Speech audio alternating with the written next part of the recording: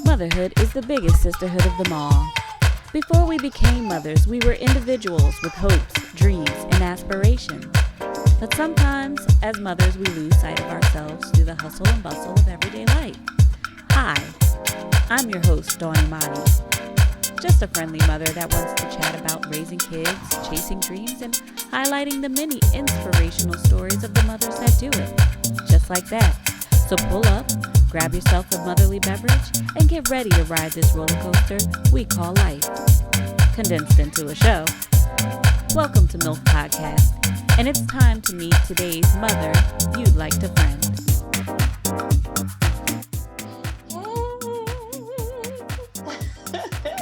Every time the screen flickers, I get so excited.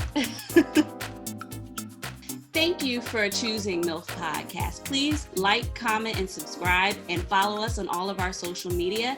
I'm your host, Dawn Imani, and I would like to welcome our mother you'd like to friend, the amazing Tiffany Barrett, actress, model, entrepreneur. You do everything. Is there anything you don't do? I don't do dishes. Yes. My kids are grown. You can wash that dish yourself. I don't do dishes. I don't do dishes anymore. Mm-mm. You shouldn't, and you've earned that right. You've definitely earned that right. I have. I did many years of dishes. We don't do them anymore. Yeah. And when they're not here, we call the housekeeper because mama's not doing dishes.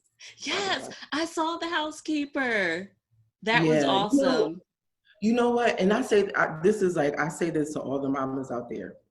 I got a housekeeper as soon as I could afford it because I had a professor in college who he was talking about his mom and how she was a single mom and she was a therapist, and the way that he got acting classes was because his mom bartered with someone.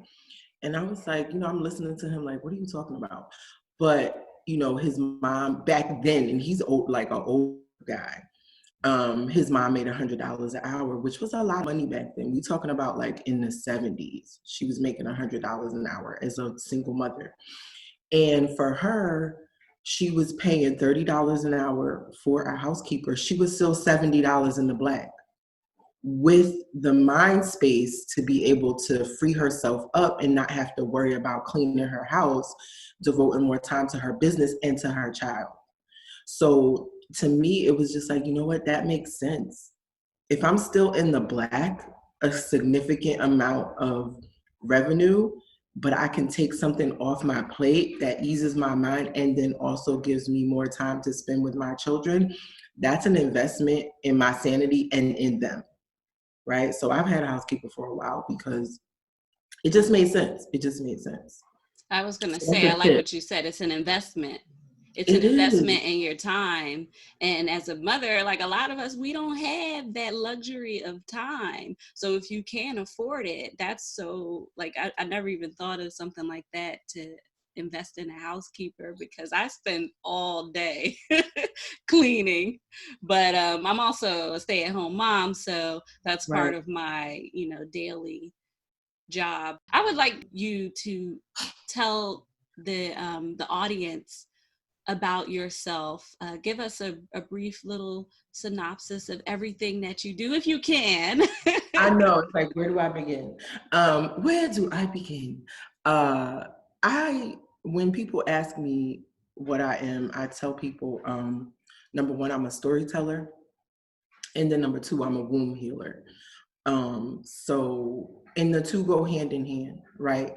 Because in order for me to be able to be effective as a womb healer, I have to be able to relate to women who aren't in touch with their wombs and don't know the history of women and their wombs. I have to be able to weave the story out so that they understand the value of going down the path of womb healing and why, these days almost every woman needs to have some type of womb healing because we're not taught how to take care of ourselves. But I started out as a dancer and actress. I had been dancing all my life from the age of 3. I'm from New York, born and raised. I'm from the Bronx, raised in Harlem. Went to college in Philly. Met a man, got married, stayed in Philly for a long time, raised all of my children in Philly.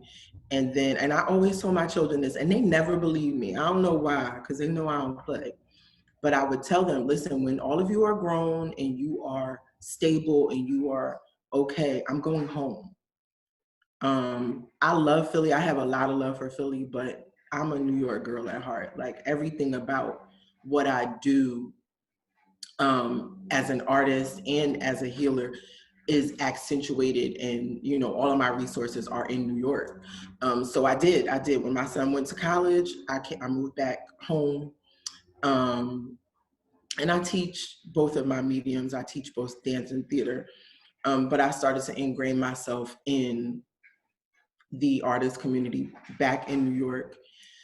And I started a business called The Priceless Woman. I started The Priceless Woman to accentuate something I had always been doing, which was creating safe spaces for Black women. Spaces to have sisterhood, to connect, to talk about topics. We would have healing circles. The first big event I had was a bike and brunch. We biked from the art museum up Kelly Drive to Falls Bridge and then back. And then when we biked up and back, when we got back, the brunch was ready.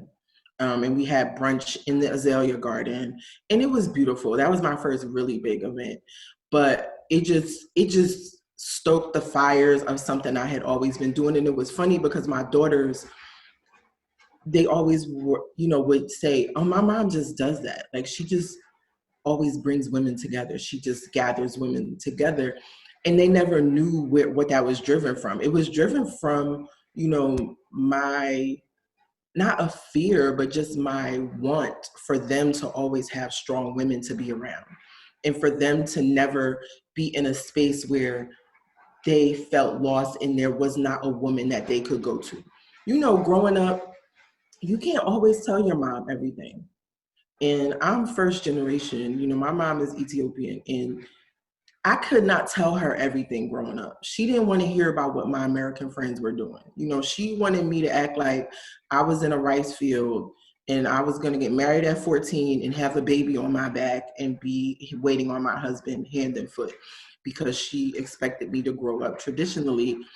And I was like, but we not in Ethiopia, Mom. We in the Bronx. Like, that's not, I'm not getting married at 14. That's not what's happening. So it caused a lot of strife between myself and my mother, and I didn't want that for my daughters. So I knew, and I had a lot of aunts. My mom is one of 7 girls. But if I told my aunts something, they was just gonna go back and tell my mom. So I wanted my daughters to have a community where they always felt heard and they felt listened to. And not only were they heard and listened to, what they were saying was going to be valued, because that's the most important part, right? We can talk and we have people who listen to us, but sometimes our voices aren't valued. And that is more detrimental than not even speaking it sometimes. Sometimes it's more detrimental to speak your truth, say what you need to say, and have someone immediately diminish you or dismiss you. And it's like, well, dang, now I really can't say anything because I said something and it wasn't valued. So, I figured if I shored them up with enough people around them, there was going to be someone in that circle that would always value whatever they had to say. And by me creating that space for them, they in turn invited all of their friends in, and their friends would invite their mothers in. So my home and my businesses over the years always had this component of being a safe space and a healing space for women. So by the time I created Priceless Woman, it was just like, okay, I'm just finally putting a name to something that I've always done. And in our culture, in the Ethiopian culture, women steam. I own a Vagina Steam company, and I hate saying Vagina Steam company because that's not what we call it, but that's what we say in the States because that's what people will attach to, right? That's what people understand. What do you call it in your culture? There's like 17 different names. But I mean, the term that I really like to attach to is yoni steaming. And I'll tell you why. Because yoni is a Sanskrit word for your vulva. It's a sacred word and it recognizes the womb and the vulva and the vagina, that your whole reproductive tract as a sacred space. As opposed to the word vagina, that means sheath. It means sheath.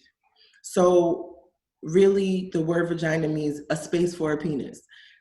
And I just don't want to come from that place, right? And we don't find things like that out. We move through this world, right? And we don't know stuff like that until somebody tells you. It's like, oh, so I'm just a receptacle for a penis. Oh, really? That's how you feel? No, I don't think so. Right? Wow, So that's deep. Like, it's can we deep, can have a pause from have a right? moment of just thought for that.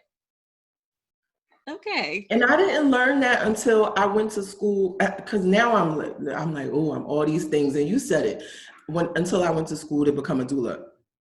And I only went to school to become a doula for my girls. But you definitely have said so much, and I want to touch up on a few things because in your introduction, the first thing that you called yourself was a womb healer. And I feel like there's so much spirituality attached to that. You know, the womb is where, the woman brings life into this world. And your business, The Priceless Woman, is almost kind of bringing life to the collective of women and allowing, when you have that safe space. What is a womb? Right. A safe space for your baby, where you're birthing the priceless woman. Women can birth their ideas. They can birth that sisterhood, that bond, right? Yes. And you're doing this for your daughters, right? Essentially, and for yourself. I think it kind of, you touched on that. It stems from that need that you had when you were younger. So you're providing that for not only your daughters, but for other women that need that. And I think that we all need that. And there's so much, when you called the vagina a sheath, right? A male receptacle, essentially, that just resonated so much, because women for so long have been kind of held to that standard. And really what we're that safe space, that womb. There's some power in that word, and we need to embrace it. So I love all that you are is your mother, Tiffany. I'm gonna call you Mother Tiffany now. Okay, Mother Tiffany. But when you called yourself the womb healer and the storyteller, what I wrote down was history, ancestors, spiritual, because there's that connection between your womb and that spirituality. There's a duality there, where you're bringing life into this world. You're carrying a soul, a spirit. So with your business, the Magic V Steam, your yoni steamer, I wanted to touch in on that, because I've seen some videos on it, and I've seen a lot of people talk about it, and it's kind of like almost faddish right now. But it's so interesting to me. It's something that's been practiced, an ancient tradition. And now in America, all of a sudden, everybody's doing it. But could you just give us some insight and some history on what that does? Definitely. Like that's a struggle for me. It's frustrating because which is kind of what made me step into the field and create a product and create marketing and branding and the most important education behind it, because you have so many people out here. Yoni steaming is super popular right now, and you have so many people who don't come from a steaming culture, who don't have a background at all, are selling products.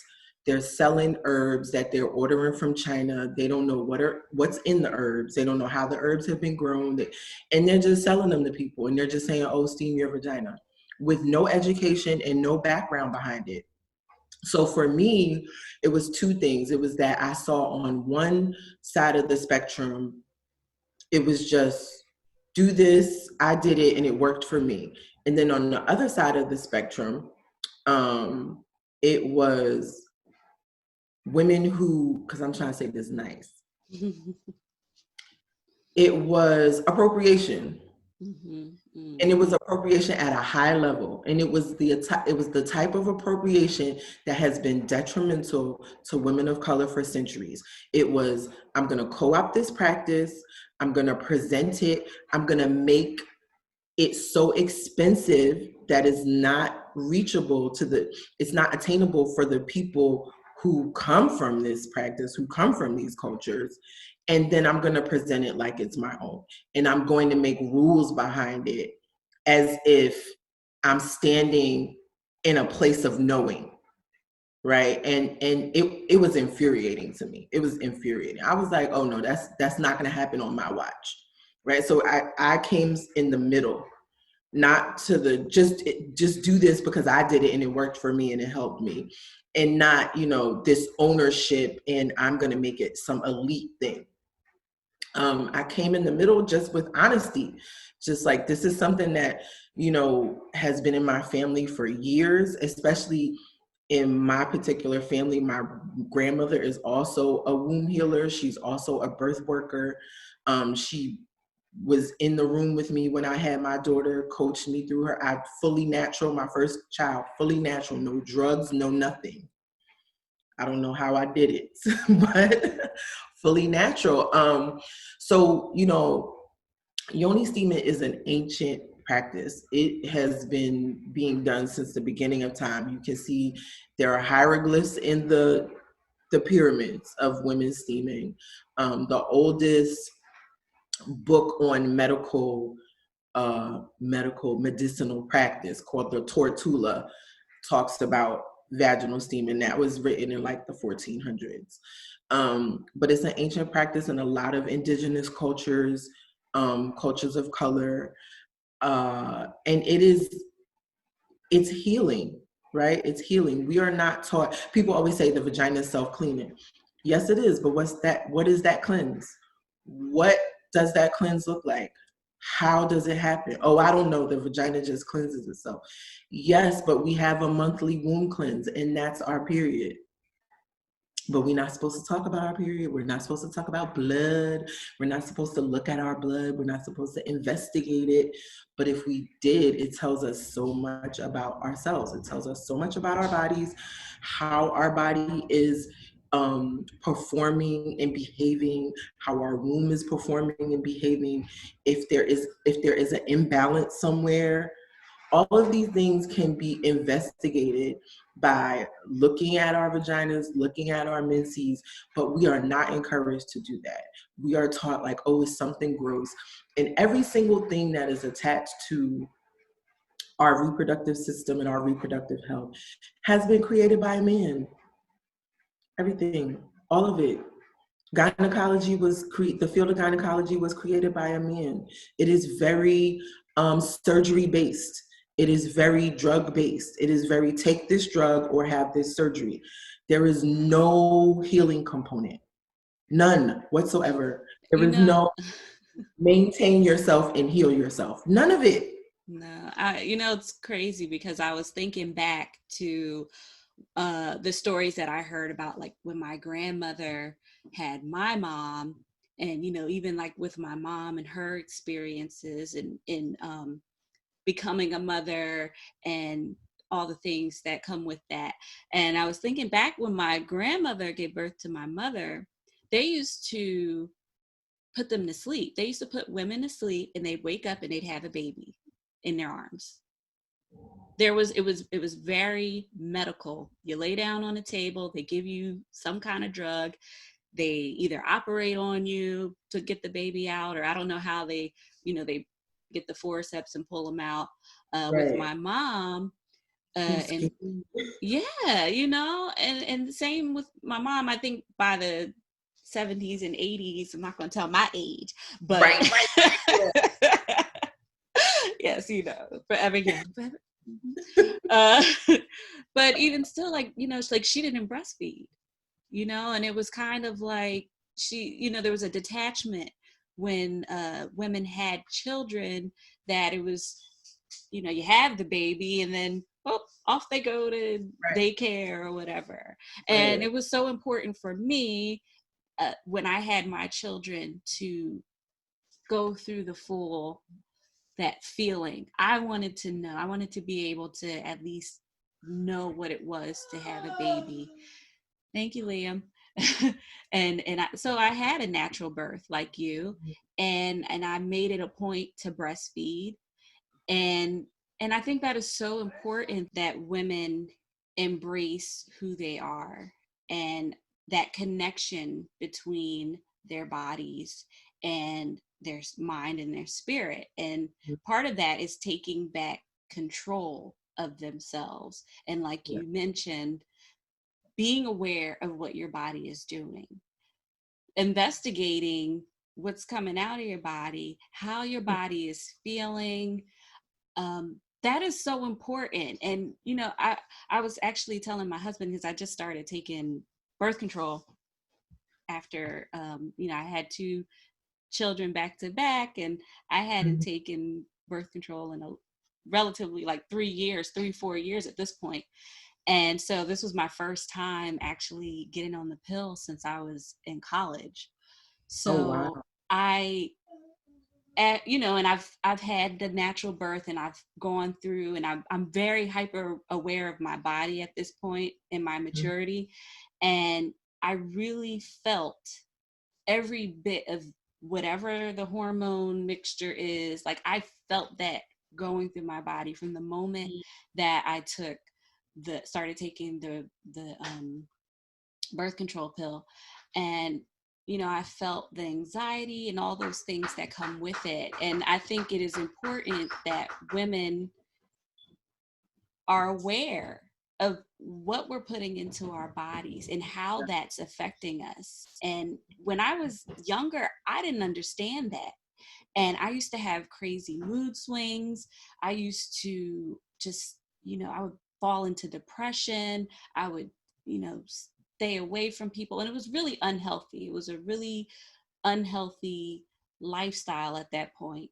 And I feel like women aren't told to, you know, we're told we're crazy. We're told, oh, you shouldn't feel this way, and you're just crazy, and they dismiss everything that you're feeling. But now, you know, 20 years later, I'm seeing that, you know, it wasn't me. Like, yeah, I was actually literally crazy, but it wasn't because it was me. It was this medicine, this medication that I was taking.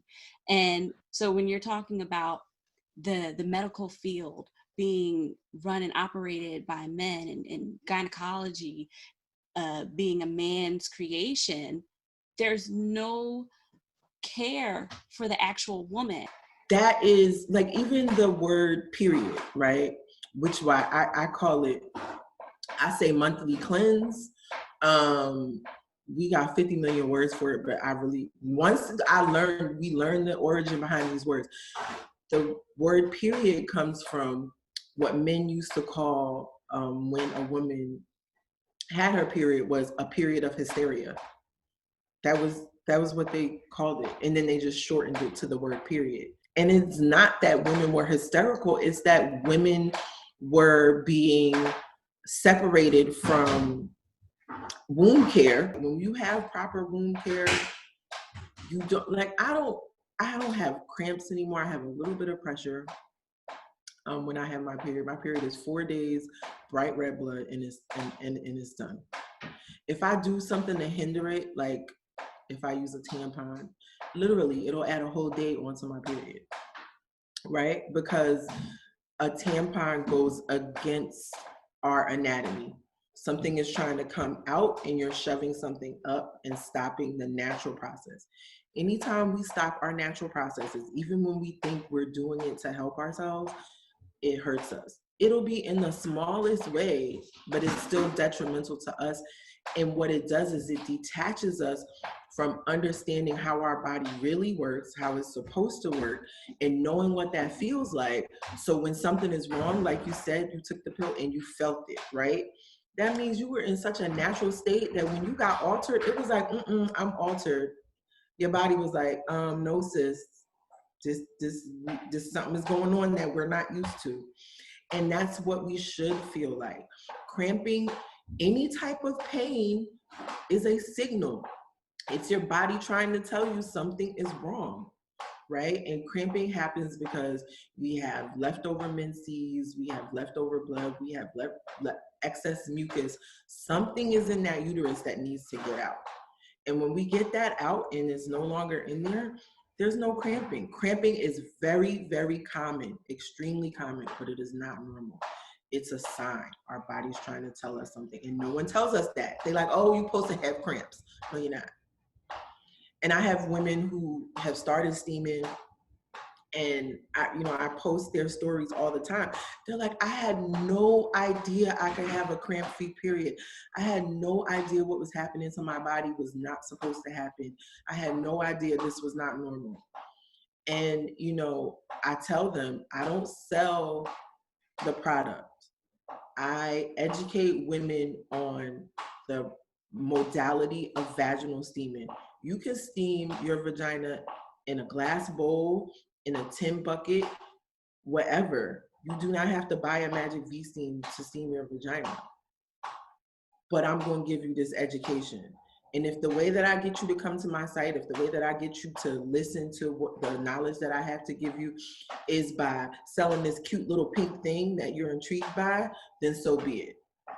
Because the knowledge I give away for free, by the ton. Anyone who really pays attention knows what it's really about for me. You said something that was important, that just because it's common doesn't mean that it's normal. And I've heard that, even, it's not something you want to hear at the doctor's, but, right. I think that we all settle for things that are common, even though it's not normal. It's not something that's supposed to be happening to us, but we're not educated on it. And people, especially our doctors, don't take the time to really educate us on our bodies. And it's funny that, when we go into the alternative methods of healthcare, even nutrition is kind of talked down on by the health professionals. So it's encouraging. And I want to say thank you for being a teacher and taking that role and actually getting the information out there and the education out there. And even if people don't heed to your education, at least it's inspiring people to look up that information themselves. Right. I tell people this so much, and people don't believe me. When people ask questions, I answer their questions, but it's never, ever. And I think sometimes some women get offended because they want to be sold. They're like, they want me to sell them. And it's like, no, baby. If this is for you, it'll be for you. And if it's not, it's not. And a lot of times women come full circle. I have women who were on my ads in January cussing me out. And then they come back in June and they're like, oh my goodness, my girlfriend went to a steam spa. She had such a wonderful experience. Now I want to buy one. Okay. Thank you. Yeah, and it's so funny that some of the answers to our lives could be so simple. Like, we go to the doctors and we pay all this money to have them give us this drug and this surgery and that surgery, when really a lot of our healthcare can be found in nature. I mean, steam is water. Is steam and herbs. And I tell, because women are always like, when they ask for, they'll ask for a specific steam plan, like maybe they have an infection or something. And some of the steam plans, like if a woman has BV, bacterial vaginosis, she needs to steam every day for at least 10 days. And they're like, oh, well, that's just so I can buy more herbs from you. And I'm like, no, baby, it's not so you can buy more herbs from me. That's a prescription. But guess what? If you don't want to buy herbs, you can steam in 4 ounces of water and 2 tablespoons of apple cider vinegar. It's also an astringent. It's also an antibacterial and antimicrobial. So that'll work for you as well. And they're like, oh, really? Yeah, baby, listen. It's not that serious that I'm going to make something up to try to make you spend more money. If you love the product, you'll come back. If you don't, you won't. There's a woman on my ad, and I think you commented on hers. Her comment has like 1,000, like over 1,000 likes and like 500 and something responses, because it was so, she like painted the picture like you were there with her. It was so detailed when she talked about her experience with her first steam. And so many women have commented and said, oh, I'm buying this because of this review. That's what women want to hear. They want to hear another woman, not me.